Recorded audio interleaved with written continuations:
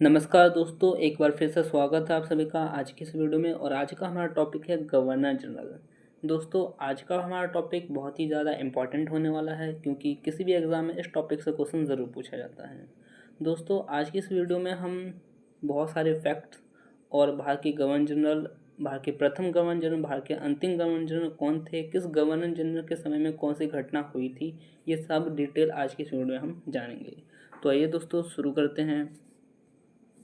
दोस्तों, सबसे पहले हम रॉबर्ट क्लाइव के बारे में कुछ जान लेते हैं। इसने दोस्तों बंगाल में द्वैध शासन की व्यवस्था की शुरुआत की थी। और दोस्तों, द्वैध शासन के अंतर्गत राजस्व वसूलने, सैनिक संरक्षण और विदेशी मामले कंपनी के अधीन में थे। साथ ही साथ दोस्तों, इसने मुगल सम्राट यानी कि शाह आलम द्वितीय को इलाहाबाद की संधि के द्वारा कंपनी के संरक्षण में ले लिया था। दोस्तों, इलाहाबाद की दो संधियाँ हुई थी। एक संधि, प्रथम संधि 12 अगस्त 1765 ईस्वी को, और दूसरी संधि 16 अगस्त 1765 ईस्वी में हुई थी। दोस्तों, रॉबर्ट क्लाइव ने बंगाल के समस्त क्षेत्र के लिए दो उपदीवान यानी कि बंगाल के लिए मोहम्मद रजा खां और बिहार के लिए राजा सिताब रॉय को नियुक्त किया था। दोस्तों, रेगुलेटिंग एक्ट 1773 ईस्वी में पारित हुआ था। ये एक दोस्तों अधिनियम था, और इस अधिनियम के अनुसार बंगाल के गवर्नर जनरल को अब अंग्रेजी क्षेत्रों का गवर्नर जनरल कहा जाने लगा। यानी कि दोस्तों, अंग्रेजों ने जहाँ जहाँ पर अपना अधिकार कर रखा था, उन सभी क्षेत्रों के लिए सिर्फ एक ही गवर्नर जनरल होता था। दोस्तों, ये जो 1773 ईस्वी का दोस्तों जो रेगुलेटिंग एक्ट है, इस अधिनियम के तहत दोस्तों इसका जो कार्यकाल था वो 5 वर्षों का था। और दोस्तों, मद्रास बम्बई की गवर्नर जनरल को इसके अधीन कर दिया गया था। इस प्रकार दोस्तों, भारत में कंपनी के अधीन प्रथम गवर्नर जनरल दोस्तों वारेन हेस्टिंग्स हुए थे। 1773 अधिनियम के तहत दोस्तों भारत के जो पहले गवर्नर जनरल थे वो वारेन हेस्टिंग्स को बनाया गया था, जिनका कार्यकाल 1774 से 1785 ईस्वी तक था। अब दोस्तों, हम वारेन हेस्टिंग्स के बारे में जान लेते हैं। दोस्तों, वारेन हेस्टिंग्स 1750 ईस्वी में कंपनी के एक क्लर्क के रूप में कलकत्ता आए थे। यानी कि दोस्तों, वारेन हेस्टिंग्स जब आए थे तब वो क्लर्क के रूप में आए थे, यानी कि पहले वो गवर्नर जनरल नहीं थे। दोस्तों, वारेन हेस्टिंग्स ने राजकोषीय कोषागार को मुर्शिदाबाद से हटा करके कलकत्ता लाए थे। 1772 ईस्वी में दोस्तों इसने प्रत्येक जिले में एक फौजदारी और दीवानी अदालत की स्थापना की थी। और दोस्तों, दीवानी अदालत में कलेक्टर मुख्य न्यायाधीश होता था। यानी कि दोस्तों, जो भी अदालत थे उनमें एक मुख्य न्यायाधीश होता था, जिसे कलेक्टर कहा जाता था। वर्तमान दोस्तों प्रत्येक जिला में एक कलेक्टर होता है। कलकत्ता में एक सदर दीवानी अदालत और दोस्तों एक सदर फौजदारी अदालत की स्थापना भी वारेन हेस्टिंग के समय में हुआ था। साथ ही साथ दोस्तों 1772 ईस्वी में कोर्ट ऑफ हेस्टिंग्स ने द्वैध प्रणाली को खत्म करने का आदेश दिया था। यानी कि दोस्तों, द्वैध शासन की शुरुआत वारेन हेस्टिंग्स रॉबर्ट क्लाइव के समय में शुरू हुआ था 1765 ईस्वी में, और दोस्तों इसको ख़त्म किया था वारेन हेस्टिंग्स ने 1772 ईस्वी में। दोस्तों, वारेन हेस्टिंग्स ने दोनों उपदीवानों यानी कि मोहम्मद रजा खां और राजा सिताब रॉय को पद से हटा दिया था। दोस्तों, 1772 ईस्वी में वारेन हेस्टिंग्स ने एक नई भू राजस्व पद्धति लागू की, जिसे इजारेदारी प्रथा के नाम से जाना जाता है। दोस्तों, यहाँ से क्वेश्चन ऐसे पूछा जाएगा कि निम्नलिखित में से किस गवर्नर जनरल के समय में इजारेदारी प्रथा की शुरुआत हुई थी। तो दोस्तों, इसका जो सही आंसर होगा वो वारेन हेस्टिंग्स होगा। दोस्तों, 1776 ईस्वी में मनुस्मृति का अंग्रेजी अनुवाद एक कोड ऑफ जेंटल लॉज के नाम से किया गया था। दोस्तों, यहाँ से भी क्वेश्चन पूछा जा सकता है कि मनुस्मृति का अंग्रेजी में अनुवाद करके नाम क्या रखा गया था। तो एक कोड ऑफ जेंटल लॉज इसका नाम रखा गया था। आपने हिस्ट्री में पढ़ा होगा कि मनुस्मृति के जो लेखक है वो मनु को माना गया है। दोस्तों, विलियम विल्किंस ने 1785 ईस्वी में भगवद गीता का अंग्रेजी में अनुवाद किया था, और 1789 यानी कि 1789 में अभिज्ञान शाकुंतलम नामक नाटक का अंग्रेजी में अनुवाद किया गया था। दोस्तों, इन दोनों का जो अनुवाद है वो किसके समय में हुआ था, तो वारेन हेस्टिंग्स के समय में हुआ था। साथ ही साथ दोस्तों, वारेन हेस्टिंग्स ने 1781 ईस्वी में कलकत्ता में मुस्लिम शिक्षा के विकास के लिए प्रथम मदरसा की स्थापना की गई थी। दोस्तों, प्रथम मदरसा की स्थापना किस गवर्नर जनरल के समय में हुआ था, तो वारेन हेस्टिंग्स के समय में हुआ था। इसी के समय में दोस्तों 1782 ईस्वी में जोनाथन डंकन ने बनारस में संस्कृत विद्यालय की स्थापना की, और विलियम जोन्स ने 1784 ईस्वी में the Asiatic society of Bengal की स्थापना की थी। दोस्तों, द सोसाइटी ऑफ बंगाल की स्थापना 1784 ईस्वी में, और बनारस में संस्कृत कॉलेज की जो स्थापना है वो 1782 ईस्वी में हुआ था। दोस्तों 1804 ईस्वी में बम्बई में एशियोटिक सोसाइटी की स्थापना, और 1823 ईस्वी में लंदन में एशियोटिक सोसाइटी ऑफ ग्रेट ब्रिटेन की स्थापना की गई थी। दोस्तों ये जितने भी सन हैं 1800, 1700, 2300, जितने भी सन हैं दोस्तों ये सभी के सभी इंपॉर्टेंट हैं, इन्हें आपको याद करना होगा। प्रैक्टिस सेट में दोस्तों आप इन सबको देखते होंगे। दोस्तों इसने मुगल सम्राट को मिलने वाला 26 लाख रुपए की जो वार्षिक पेंशन है उसे बंद भी करवा दी थी। साथ ही साथ दोस्तों इसी के समय में 1780 ईस्वी में भारत का पहला समाचार पत्र यानी कि द बंगाल गजट का प्रकाशन जेम्स अगस्टन हिक्की ने किया था। दोस्तों ये भारत का पहला समाचार पत्र था जिसका नाम था बंगाल गजट। ये 1780 में प्रकाशन हुआ था। इसका प्रकाशन अगस्टन हिक्की ने किया था। और किस गवर्नर जनरल के समय में? तो वारेन हेस्टिंग्स इसका सही आंसर होगा। दोस्तों इसी के समय में रेगुलेटिंग एक्ट के तहत 1774 में, दोस्तों रेगुलेटिंग एक्ट कब आया था? तो 1773 ईस्वी में रेगुलेटिंग एक्ट आया था। ये एक अधिनियम था दोस्तों, और इसके तहत यानी कि इसके एक साल के बाद 1774 ईस्वी में कलकत्ता में एक उच्चतम न्यायालय यानी कि सुप्रीम कोर्ट की स्थापना की गई थी। और दोस्तों ये जो सुप्रीम कोर्ट की स्थापना की गई थी इसके जो मुख्य न्यायाधीश थे, प्रथम मुख्य न्यायाधीश एलिजा इम्पे को बनाया गया था। और दोस्तों एलिजा इम्पे ने 1782 ईस्वी में इस्तीफा दे दिया था। वारेन हेस्टिंग्स ने दोस्तों बंगाली ब्राह्मण यानी कि नंद कुमार पर, ये एक दोस्तों व्यक्ति थे, नंद कुमार पर झूठा आरोप लगा करके न्यायालय से फांसी की सजा दिलवाई थी। दोस्तों प्रथम आंग्ल मराठा युद्ध 1775 से 1782 ईस्वी में, और दूसरा आंग्ल मैसूर युद्ध 1780 से 1784 ईस्वी तक चला था। और ये जो युद्ध है दोस्तों ये वारेन हेस्टिंग के समय में ही लड़े गए थे। दोस्तों ये जो क्वेश्चन है ये एसएससी 2002 में पूछा गया क्वेश्चन है। प्रथम आंग्ल मराठा युद्ध दोस्तों सालबाई की संधि से 1782 में समाप्त हुआ था, और दूसरा आंग्ल मैसूर युद्ध मंगलोर की संधि के तहत 1784 ईस्वी में समाप्त हुआ था। दोस्तों इसी के समय में पिट्स इंडिया एक्ट 1784 आया था, और वारेन हेस्टिंग्स के समय में ही पारित हुआ था। साथ ही साथ दोस्तों इसी के काल में 1772 ईस्वी में बोर्ड ऑफ रेवेन्यू की भी स्थापना की गई थी। बोर्ड ऑफ रेवेन्यू की स्थापना दोस्तों 1772 ईस्वी में वारेन हेस्टिंग्स के समय में हुआ था। दोस्तों वारेन हेस्टिंग्स ने संपूर्ण लगान के हिसाब की देखभाल के लिए एक भारतीय अधिकारी यानी कि रायन की नियुक्ति की थी। और दोस्तों इस पद को प्राप्त करने वाला जो पहला भारतीय था वो था दुर्लभ राय का पुत्र यानी कि राजबल्लभ। दोस्तों पिट्स इंडिया एक्ट 1784 के विरोध में इस्तीफा देकर जो वारेन हेस्टिंग्स 1785 इसमें इंग्लैंड यानी कि ब्रिटेन पहुंचे तो बर्ग दोस्तों एक व्यक्ति है, बर्ग के द्वारा वारेन हेस्टिंग्स पर महाभियोग लगाया गया था। महाभियोग दोस्तों भारत में भी है जो कि राष्ट्रपति होता है। महाभियोग दोस्तों आर्टिकल यानी कि अनुच्छेद 61 में है महाभियोग, जो कि राष्ट्रपति पर लगाया जाता है। लेकिन दोस्तों 1795 ईस्वी में वारेन हेस्टिंग्स को आरोपों से मुक्त कर दिया गया था।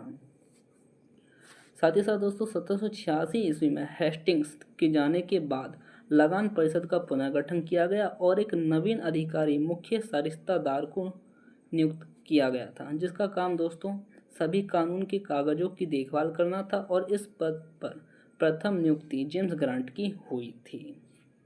दोस्तों सुरक्षा प्रकोष्ठ की नीति यानी कि ring fence policy Warren Hastings से संबंधित है। दोस्तों ये वाला क्वेश्चन भी एसएससी 2001 में पूछा गया है कि सुरक्षा प्रकोष्ठ की नीति किस गवर्नर जनरल से संबंधित है, तो Warren Hastings. Sir John Macpherson दोस्तों ये एक अस्थायी गवर्नर जनरल नियुक्त किया गया था। ये एक अस्थायी गवर्नर जनरल थे। इनका जो कार्यकाल है वो ज़्यादा समय तक नहीं चला था, मात्र 1 साल तक चला था।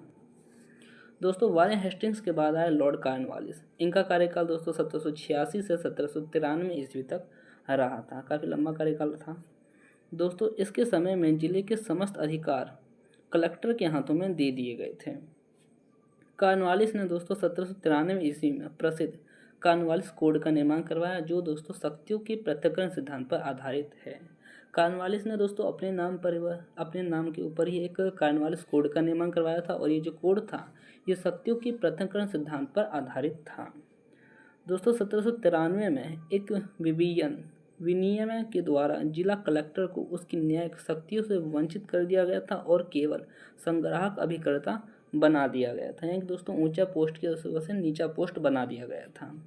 पुलिस कर्मचारियों के वेतन में वृद्धि के साथ ही ग्रामीण क्षेत्रों में पुलिस अधिकार प्राप्त जमींदारों को इस अधिकार से वंचित कर दिया गया था। दोस्तों कॉर्नवालिस के समय में भारत के लोगों के साथ बहुत ही ज़्यादा दुर्व्यवहार और अन्याय हुआ था। दोस्तों कंपनी के कर्मचारियों के व्यक्तिगत व्यापार पर प्रतिबंध लगा दिया गया था। दोस्तों कंपनी के कर्मचारी यानी कि भारत के लोग जो व्यक्तिगत व्यापार करते थे उसके ऊपर भी प्रतिबंध लगा दिया गया था। जिला में पुलिस थाने की स्थापना कर एक दरोगा को इसका इंचार्ज बनाया गया था। दोस्तों यहाँ से क्वेश्चन बन सकता है कि पुलिस थाने की स्थापना कर एक दरोगा को की पद का किसके समय में आया था, तो दोस्तों इसका सही आंसर कॉर्नवालिस हो जाएगा।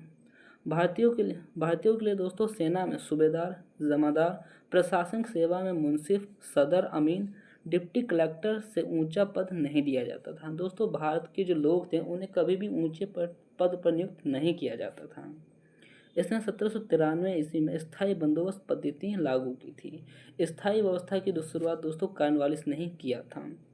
और ये जो दोस्तों स्थायी बंदोबस्त व्यवस्था थी इसके तहत जमींदारों को भू राजस्व का 90% यानी कि 90% कंपनी को और लगभग 10% अपने पास रखना होता था। मान लिया जाए दोस्तों 10 कट्ठा ज़मीन है जिसमें से आप खेती करते हो, किसी भी चीज़ की खेती करते हो, तो उसमें से 10 कट्ठे ज़मीन में से आपको 9 कट्ठा ज़मीन की जो कृषि है वो आपको कंपनी को देना पड़ेगा और मात्र 1% आपको अपने पास रखना पड़ेगा। दोस्तों बहुत ही ज़्यादा अन्याय हुआ है भारत के लोगों के साथ, अंग्रेजों ने किया है। स्थायी बंदोबस्त की योजना दोस्तों जॉन सोर ने बनाई थी। ये जो दोस्तों स्थायी बंदोबस्त है इसकी जो व्यवस्था है वो जॉन सोर ने बनाई थी, ये एक अंग्रेज ही था।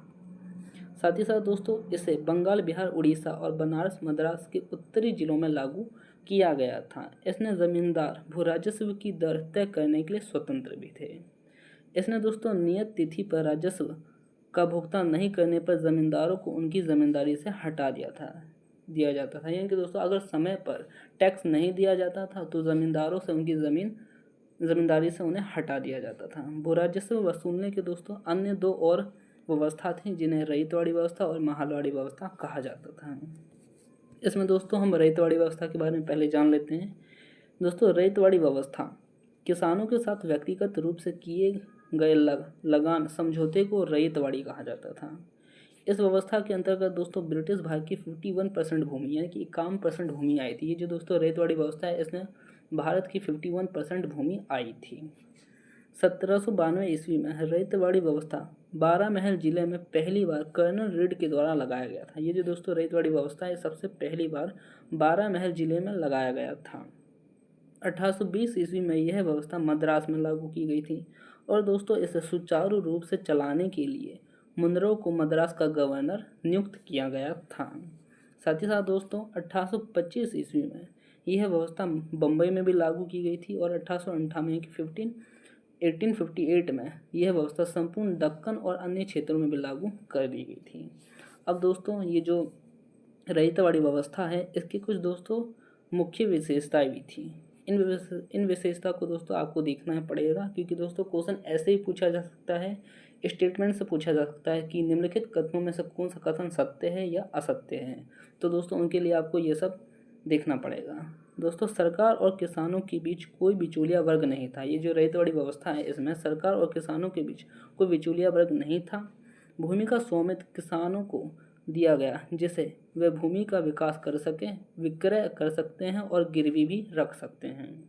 दोस्तों लगान की अदायगी न होने पर भूमि जब्त कर ली जाती थी, यानी कि दोस्तों अगर टैक्स नहीं देते थे तो भूमि को जब्त कर लिया जाता था। लगान अदायगी की प्रत्येक 30 वर्ष बाद पुनर्समीक्षा करने की व्यवस्था की गई थी और राजस्व के रूप में किसानों को उपज का यानी कि आधा भाग यानी कि दोस्तों 50% देना होता था। दोस्तों अब हम महालवाड़ी व्यवस्था के बारे में जान लेते हैं। दोस्तों महल शब्द का अर्थ होता है जागीर या गांव। इस पद्धति में दोस्तों सरकार ने राजस्व के लिए कृषकों से सीधा संपर्क नहीं किया बल्कि गांव या जागीरों के मुखिया लंबरदार को राजस्व वसूली का आधार बनाया था। इसमें दोस्तों जो सरकार थे, अंग्रेजी सरकार थे, वो सीधा टैक्स नहीं लेते थे, जो उनके आधार पर लिया जाता था, जागीरों के आधार पर लिया जाता था। 1822 ईस्वी में यह व्यवस्था प्रारंभ हुई। महालवाड़ी व्यवस्था की शुरुआत दोस्तों 1822 ईस्वी में हुआ था। यह व्यवस्था गंगा की घाटी, आधुनिक पश्चिमी उत्तर प्रदेश, मध्य प्रदेश के कुछ भाग और तत्कालीन संपूर्ण पंजाब में लागू की गई थी। साथ ही साथ दोस्तों इस व्यवस्था में पहली बार लगान तय करने के लिए मानचित्र और पंजियों का प्रयोग किया गया था। यानी कि दोस्तों ये जो महलवाड़ी व्यवस्था है इसमें लगान वसूल करने के लिए मानचित्र और पंजियों का प्रयोग किया जाता था। इस व्यवस्था का जन्मदाता दोस्तों हॉल्ट मैकेंजी है। महलवाड़ी व्यवस्था की शुरुआत दोस्तों हॉल्ट मैकेंजी के द्वारा ही किया गया था। 1833 ईस्वी में मार्टिन बर्ड और जेम्स टॉमसन ने बंदोबस्त में यह अपने सबसे अच्छे रूप में सामने आए थे। दोस्तों ये दोनों भी महलवाड़ी व्यवस्था से संबंधित थे।